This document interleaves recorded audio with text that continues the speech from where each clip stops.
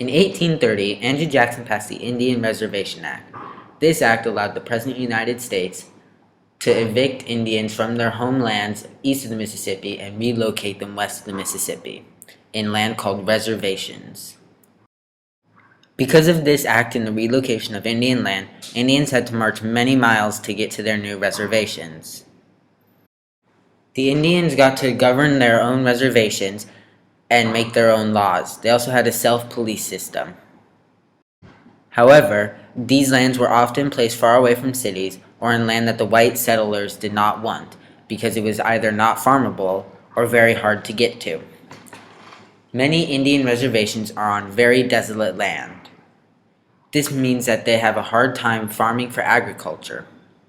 This is very important because it means that they do not have a very reliable food source.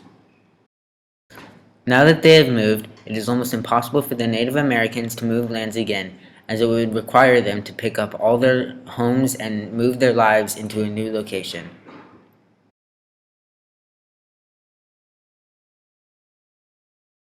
Today, almost 25% of Native Americans are living in poverty or are very poor. In the United States, the average amount of people in poverty is only 15%, 10% lower than the Native American poverty. This affects many aspects of Native American life. For example, 14% of Native American homes do not have electricity, 20% do not have indoor plumbing, 18% do not have sewage disposal or complete kitchen facilities, and 53.4% do not have telephone service. This is opposed to 1% of homes without electricity, indoor plumbing, sewage disposal, or kitchen facilities in an American home, and only about 5% of American homes do not have telephone service.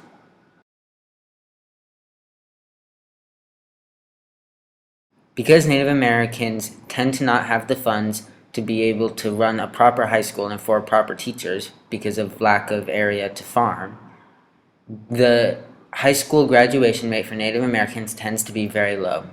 As you can see here, on these reservations, the average high school graduation rate is only about 30%.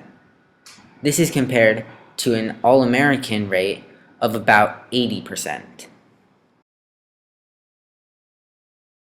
Also, because they do not have the funds, Native American tribes tend to have a hard time recruiting police forces. This results in a lot of crime, especially alcohol abuse and drug offenses. As you can see here, the alcohol abuse rates for different ethnicities differ greatly. American Asians only abuse alcohol at a rate of about 11%, Black Americans at a rate of about 20%, Hispanic Americans at 21%, White Americans at 34%, and Native Americans at 43%.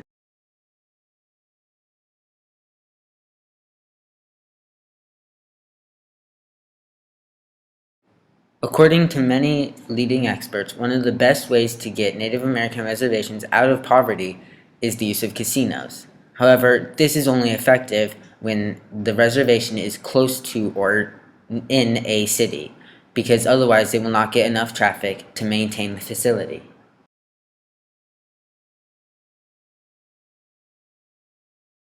According to many Native American experts, one of the best ways to reduce poverty in Native American reservations is private business.